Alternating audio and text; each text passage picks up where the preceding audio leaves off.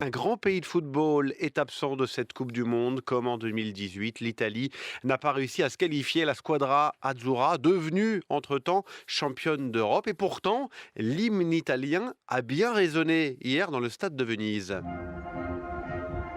Bonsoir Wolfgang Netlassen.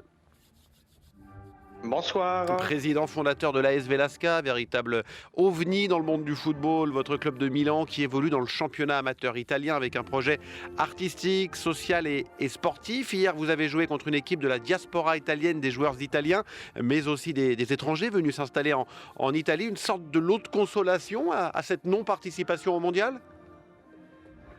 Oui, c'était un match de substitution qu'on avait déjà joué. On avait joué le match aller il y a 4 ans, malheureusement, et on a dû le rejouer hier. Alors, on est très content de l'avoir joué hier, et on l'a joué à Venise dans le stade Penso. Oui, la frustration était finalement tellement grande qu'il fallait organiser cette Coupe du Monde entre vous. Oui, alors le problème c'est que ça a duré seulement un match, donc c'était un match on va dire entre deux œuvres d'art sur crampon, parce que le Velasca est une œuvre d'art sur crampon, même si on milite en fédération italienne. Et la Squadra Diaspora est aussi une œuvre d'art, mais une sélection d'Italiens de la diaspora. Et en effet, maintenant, on se sent obligé de jouer ce match-là à chaque fois qu'on a une mauvaise nouvelle footballistique. Bon, espérons que ça n'arrive pas à chaque fois pour vous. Qui a gagné l'Italie? Vous allez me répondre qui a gagné entre les deux équipes. Alors, c'est le Velasca qui a gagné, 1-0 avec un penalty qui a été sifflé à la dernière minute que nous avons arrêté, heureusement. Et l'émotion était telle que là, on a quand même un souci parce qu'on se demande que devra faire l'Italie dans 4 ans.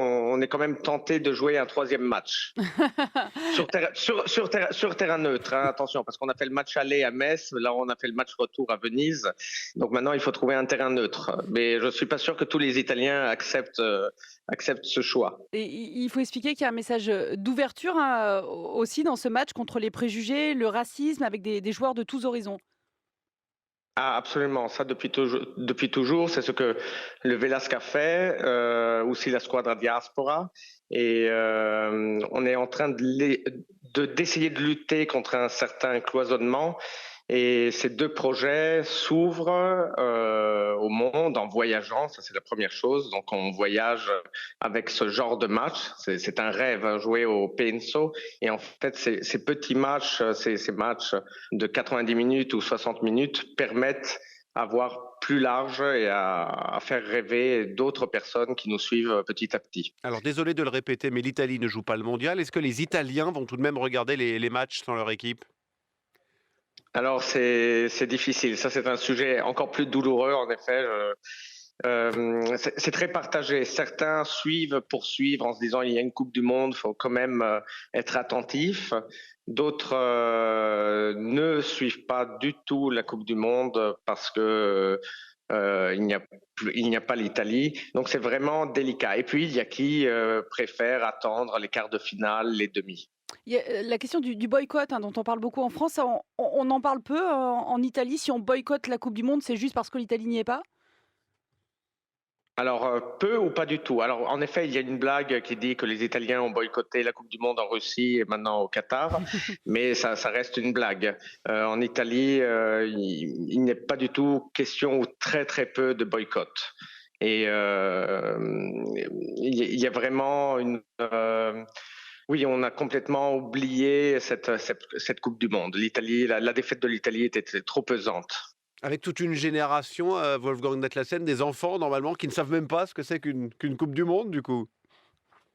Absolument. Maintenant, il faut attendre la prochaine. Donc, c'est très dur. C'est quelque chose qui, moi, personnellement, m'avait fait rêver. Je me souviens encore de la Coupe du Monde en 1990. Ça a été vraiment les premières émotions footballistiques.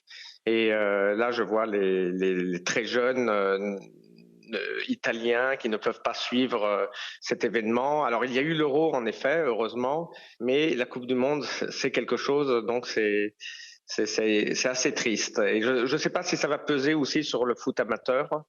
Je ne sais pas quel sera le futur du foot italien à cause de ces deux éliminations. ça va être très délicat. Et grâce à vous, l'Italie a tout de même joué son match de Coupe du Monde. Merci infiniment, Wolfgang Natlassen, président et fondateur de l'AS Velasca, le 3e club de Milan.